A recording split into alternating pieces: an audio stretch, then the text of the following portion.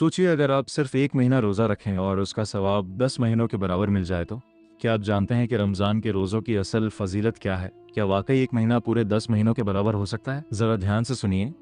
रमज़ान सिर्फ एक इस्लामी महीना नहीं है, बल्कि ये इबादत, सब्र, तौबा और रहमत का मौसम है। इस महीने में अल्लाह ताला ने अपने बंदों के लिए ऐसी ऐसी नेमतें और बरकतें रखी हैं जिनका अंदाज़ा इंसान पूरी तरह नहीं लगा सकता। रोज़ा सिर्फ भूखा और प्यासा रहने का नाम नहीं, बल्कि यह अपने नफ्स पर काबू पाने, गुनाहों से बचने और दिल को पाक करने की एक खास ट्रेनिंग है। अब सवाल ये उठता है, रमज़ान के एक महीने के रोज़े आखिर कितने महीनों के रोज़ों के बराबर होते हैं?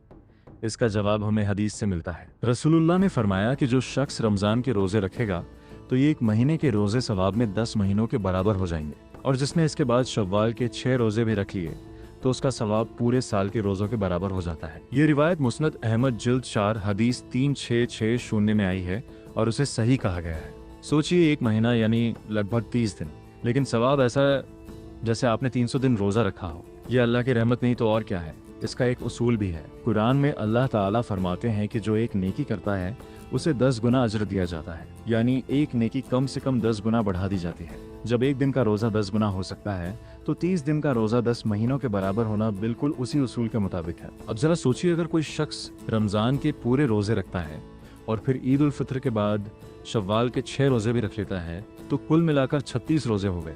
जब हर रोज़ा 10 गुना हो जाए तो ये 360 दिन के बराबर बनते हैं, यानी पूरे साल के रोज़ों के बराबर सवाब। कितनी बड़ी खुशखबरी है ये उन लोगों के लिए जो साल भर रोज़ा नहीं रख सकते लेकिन अल्लाह की रज़ा चाहते हैं। अब ज़रा अपने दिल से सवाल कीजिए, क्या हम रमज़ान को सिर्फ इफ्तार और सहरी तक सीमित कर देते हैं? क्या हम इस महीने की असल कदर जानते हैं? क्या हमने कभी सोचा कि अल्लाह हमें इतना बड़ा मौका हर साल क्यों देता है? रमज़ान दरअसल एक मौका है अपनी ज़िंदगी को बदलने का, गुनाहों से तौबा करने का, कुरान से रिश्ता मजबूत करने का और अपने रब के करीब आने का। रोज़ा इंसान को सब्र सिखाता है। जब वह प्यासा होता है लेकिन पानी सामने होते हुए भी नहीं पीता तो वह अपने दिल में अल्लाह का खौफ और मोहब्बत महसूस करता है। यही तकवा है जो रमज़ान का असली मकसद है।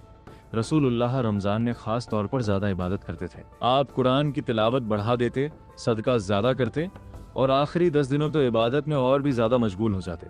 इससे हमें यह सीख मिलती है कि रमज़ान को हल्के में लेना या इसे सिर्फ एक रिवायत समझना बहुत बड़ी गफलत है। और याद रखिए, रोज़ा सिर्फ पेट का नहीं होता, बल्कि आंखों का, कानों का, जुबान का और दिल का भी होता है। अगर जुबान गीबत में लगी रहे, आंखें हराम चीज़ें देखती रहें और दिल में नफरत भरी रहे तो रोज़े की रूह कमज़ोर हो जाती है। इसलिए जब हम जानते हैं कि एक महीने का रोज़ा 10 महीनों के बराबर है तो hमें ये भी सोचना चाहिए कि हम इसे किस तरह अदा कर रहे हैं। सिर्फ गिनती पूरी कर रहे हैं या दिल से इबादत कर रहे हैं? फिर एक और सवाल, अगर अल्लाह हमें एक महीने के बदले 10 महीने का सवाब दे रहे हैं तो क्या हम उस एक महीने को भी ढंग से नहीं निभा सकते?